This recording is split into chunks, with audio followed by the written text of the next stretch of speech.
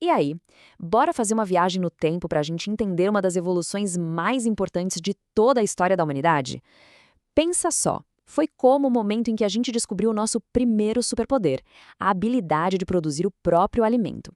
Vamos mergulhar nessa história incrível e descobrir como tudo isso começou? E a nossa história começa com um grande mistério. Isso aqui é Stonehenge, lá na Inglaterra. Foi construído há mais de 5.000 anos e, olha, até hoje ninguém sabe exatamente para que servia. Mas uma das teorias mais fortes é que ele era uma espécie de calendário gigante, usado para observar as estrelas, marcar a passagem das estações e, adivinha só, para saber a hora certa de plantar e de colher. Era a chave para a sobrevivência. Então, esse monumento misterioso pode ser uma das primeiras pistas da grande revolução que estava para acontecer. A nossa jornada hoje vai passar por 6 capítulos incríveis. A gente começa vendo como era a vida nômade, antes da grande virada. Depois, vamos testemunhar a revolução da agricultura. Aí, a gente vai ver como surgiram as primeiras moradias fixas, descobrir o poder dos metais, visitar o berço das civilizações e, para fechar, entender a invenção das regras que organizam o nosso mundo até hoje. Tudo pronto? Então vamos lá.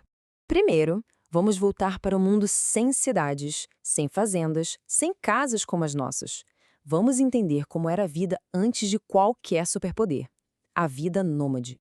A pré-história é dividida em 3 grandes momentos, como a gente pode ver aqui. Primeiro, o Paleolítico, também chamado de Idade da Pedra Lascada, que foi o período muito mais longo de todos.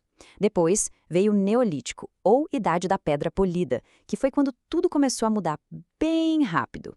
E, por fim, a Idade dos Metais, que acelerou ainda mais essa transformação toda. Então, durante quase toda a nossa história no Paleolítico, os seres humanos eram nômades. O que isso quer dizer? Que eles não tinham casa fixa, viviam se mudando o tempo todo, sempre atrás de comida, caçando animais, coletando frutas, raízes. A vida era basicamente uma luta diária pela sobrevivência. E então, algo simplesmente incrível aconteceu. Um novo poder foi descoberto, um poder que ia mudar o destino da humanidade para sempre: a agricultura. Mas como será que isso aconteceu? A teoria mais aceita é fascinante.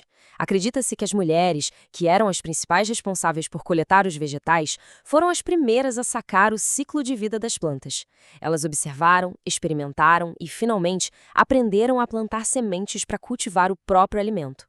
Foi uma verdadeira revolução, liderada por observadoras muito atentas. E não foi só isso não. Mais ou menos na mesma época, os humanos também começaram a domesticar animais, tipo bois, cabras e porcos.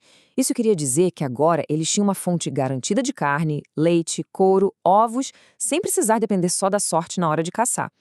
Bom, com a garantia de comida vindo da agricultura e da criação de animais, as consequências foram imediatas e gigantescas. A humanidade não precisava mais se mover o tempo todo. Chegou a hora de dominar esses novos poderes e construir um mundo completamente novo. Pela primeira vez na história, as pessoas não precisavam mais vagar por aí. Elas começaram a construir casas permanentes, pertinho das suas plantações. Essas casas foram formando as primeiras vilas e, mais tarde, as primeiras cidades, como essa aqui da maquete, a Çatalhöyük. A vida nômade estava ficando para trás. E olha que legal, morar num lugar só abriu espaço para um monte de habilidades novas aparecerem. O pessoal aprendeu a fazer potes de cerâmica que eram essenciais para guardar a água e os grãos que sobravam. Aprenderam a tecer fios para criar roupas de algodão e lã bem mais confortáveis. E, o mais importante, como nem todo mundo precisava plantar ou caçar o tempo todo, o trabalho começou a se especializar. Foi aí que surgiram os artesãos, os construtores e até os primeiros líderes para organizar a comunidade. E isso nos leva a um conceito que mudou o jogo completamente: o excedente de comida. Pela primeira vez, tinha mais comida do que o necessário para o dia a dia. Esse excesso podia ser guardado em silos, garantindo sustento durante o inverno ou em épocas de seca. Com comida garantida, a população pôde crescer como nunca. Com a vida mais estável, a humanidade estava pronta para o seu primeiro power-up tecnológico: o domínio dos metais. Por volta de 6.000 anos antes de Cristo, lá no Oriente Médio, as pessoas descobriram que podiam esquentar certas pedras, os minérios, a uma temperatura altíssima para extrair e moldar um metal que tinha dentro. Primeiro veio o cobre, depois o bronze e finalmente o ferro. Estava nascendo a metalurgia. A diferença entre as ferramentas de pedra e as de metal, era brutal. Era como comparar a noite e o dia. As ferramentas de pedra eram frágeis, quebravam fácil, difíceis de fazer. Já as de metal eram incrivelmente mais fortes, podiam ser moldadas em vários formatos, como machados e arados, e deixaram a agricultura e a construção muito mais eficientes. Foi um salto tecnológico gigante. Mas como a gente sabe, todo poder tem um lado sombrio. Metais mais fortes não fizeram só arados melhores, mas também armas mais eficientes e mortais. Com isso, os conflitos entre os povos aumentaram, e a Idade dos Metais também ficou conhecida como a Era das Guerras. Agora, vamos para a região onde todos esses novos poderes, agricultura, cidades e metais, se juntaram para formar as primeiras grandes civilizações. Esse lugar é o Crescente Fértil, uma área lá no Oriente Médio com uma terra super rica e banhada por grandes rios, como o Tigre e o Eufrates. Essa região, que hoje pega países como o Iraque, era o berço perfeito para o florescimento das primeiras civilizações complexas. Mas pensa no desafio: como organizar cidades que não paravam de crescer com milhares de pessoas? Precisava ter alguém para coordenar a construção de canais de irrigação, para organizar o estoque de comida, para defender o território. Foi para resolver esses problemas que surgiram os primeiros governos, os primeiros líderes e a ideia de um Estado, para cuidar do bem de todo mundo. Só que para gerenciar essa bagunça toda, ainda faltavam as ferramentas finais, e as mais poderosas de todas: as leis e a escrita.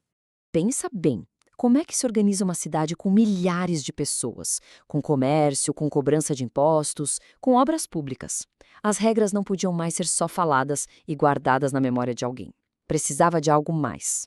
A solução veio na forma de leis escritas.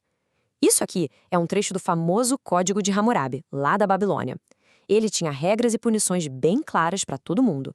Por exemplo, essa aí diz que se um construtor fizesse uma casa mal feita e ela caísse e matasse o dono, o construtor seria condenado à morte. Pesado, né? Mas era um jeito de garantir a ordem e a justiça para todos. E para registrar essas leis, como o Código de Hammurabi, e também os impostos, as trocas comerciais, tudo, os sumérios, um povo da Mesopotâmia, inventaram o primeiro sistema de escrita do mundo, a escrita cuneiforme. Eles usavam umas varetinhas para fazer marcas em forma de cunha em placas de argila. A escrita foi a ferramenta definitiva para administrar e guardar todo o conhecimento dessas sociedades. E assim, a gente chega ao fim da nossa viagem. Essas primeiras civilizações deixaram para a gente um legado incrível: as cidades, as leis, os governos, a escrita, que são as bases do nosso mundo de hoje. A pergunta que fica é: o que será que a gente pode aprender hoje com os sucessos e os fracassos desses povos que lá atrás inventaram o mundo em que a gente vive? Pensar nisso é entender um pouquinho mais sobre quem a gente é.